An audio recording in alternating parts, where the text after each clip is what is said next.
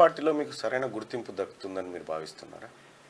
గుర్తింపు నాకు నా పర్సనల్గా దక్కుతుందా దక్కదు అది వేరు, కానీ ప్రజలకు దక్కుతుందని చెప్పి నేను భావిస్తా ఉన్నా. సో ప్రజల యాంగిల్లో చూసినప్పుడు ప్రజలకు దక్కుతుంది. ప్రజలకు దక్కుతుంది. అయితే ఈ చాప్టర్ ఇటు పెడితే మీకు కంచెల చంద్రశేఖర్ రెడ్డి గారికి పుష్ప సపోర్ట్ లేదా?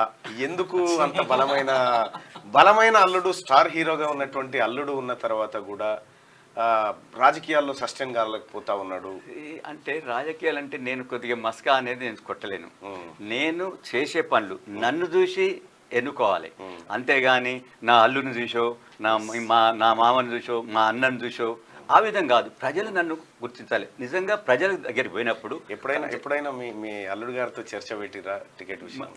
మా అల్లుడు గారే కాదు, ఈవెన్ చిరంజీవి గారు కూడా అడిగాడంట, ఏంది అసలు మన చంద్రశేఖర్ కు సిన్సియర్, ఆయన కూడా తెలుసు కదా నేను కార్యక్రమాలు చేస్తానని, ఆ విధంగా ఎందుకు ఈ పార్టీలో ఎందుకు ఇవ్వలేదు అని ఒక డిస్కషన్ అయిందట. నాట్ ఓన్లీ అర్జును చిరంజీవి గారు, వాళ్ళు ఏమంటున్న మిగతా యాక్టర్లు కూడా ఉంటారు కదా, వాళ్ళ వేరే డైరెక్టర్స్ చాలా మంది ఏంటి అసలు సినిమా వాళ్ళు కాదు, ఎవరినైనా ఈయన గుర్తించిండా, ఎవరినైనా ఎవరిని గుర్తించిండంటే ఆయన ఇంట్లో రోజు కనపట్టోళ్ళను, ఆయనకు ఏదైనా అంటే ఏం పని చేసేటోళ్ళను ఏదో అది నాకు తెలియదు, ఆయనకు రోజు కనపడాలి, ఆయన ఇల్లు ఊడ్చేటోళ్ళని చూపించిండు తప్ప నిజంగా అంటే మనిషికి ఏముండాలి, గౌరవం ఉండాలి. సొంత అంటే ఒక మనిషిని మనిషిగా రెస్పెక్ట్ చేయాలి. ఆ ఆత్మగౌరవం లేనోళ్ళని ఆయన గుర్తించాడు, ఆత్మగౌరవం ఉన్నోళ్ళను ఎవరిని కూడా గుర్తించలేదు, వాళ్ళకు ఆయన ప్రమోట్ కూడా చేయలేదు. అంటే ఇప్పుడు ఈ 10 ఏళ్ల కాలంలో మీరు కేసీఆర్ పరిపాలన చూసారు, ఇప్పుడు ఒక 70 రోజుల నుంచి కాంగ్రెస్ పార్టీ పరిపాలన చూస్తూ ఉన్నారు.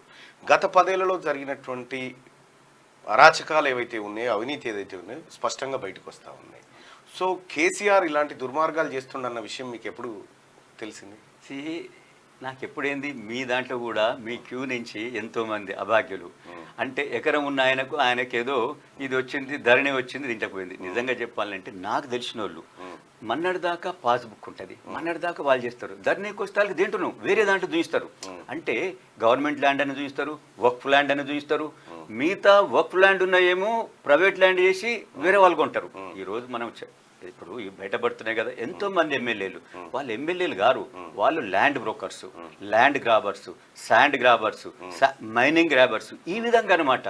అంటే మేము వాళ్ళకి చెప్పాలనుకుంటే, సార్ వీళ్ళది ఈ విధంగా ఒక 50 ఏళ్ల కింద నుంచి వీళ్ళు ఉన్నారు, వీళ్ళు రైతులు, ఒకే రైతు కాదు, ఆ ల్యాండ్ మీద ఆయన ఉన్నాడు, ఉన్నప్పుడు ఆయనకి ఇవ్వాలి కదా, లేదంటే ఇది గవర్నమెంట్ ల్యాండ్ అంటాడు. మరి 50 ఏళ్ళకి వెళ్ళి గవర్నమెంట్ ఎందుకు తీసుకోలేదు అంటే చెప్పుటోడు ఎవడు ఉంటాడు. ఈ విధంగా మార్చేటప్పుడు ఓకే నువ్వు గవర్నమెంట్ కూడా కార్యక్రమాలు చేయాలి, డెవలప్మెంట్ యాక్టివిటీ చేయాలి. అంటే నాకు తెలిసిన సమాచారం ఏంటంటే మీ పేరు యాదృచ్ఛికంగా కేసీఆర్ అని వస్తుంది, షార్ట్ ఫామ్ లో కేసీఆర్ అని వస్తుంది, మరో కేసీఆర్ ఏంది అనేటువంటి ఒక చర్చ ఒక చోట వచ్చినట్టుగా తెలిసింది. మరో కేసీఆర్ ఏంది, కేసీఆర్ ఈజ్ వన్, అంతే, ఒక్కడే ఉండాలి అంతే. మరి ఆ పేరు పెట్టుకుని అంటే కొద్దిగా ఆ చర్చ జరిగింది. మా ఫ్రెండ్స్ కూడా కొందరు అనేది అంటే నేను కాంగ్రెస్ ఉన్నప్పుడు కేసీఆర్ ఈ కార్యక్రమం అంటే తెలంగాణ అని చెప్పేటప్పుడు అరే అక్కడ కేసీఆర్ ఉంటే మా కేసీఆర్ భయ అనేది.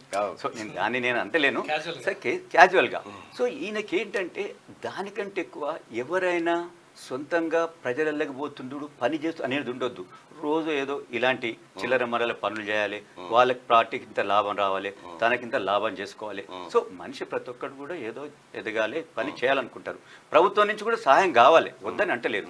కానీ నువ్వు రియల్గా పనిచేసే వాళ్ళను నువ్వు గుర్తించకుంటే ఏ విధంగా నిజంగా సమాజం చెప్పరి.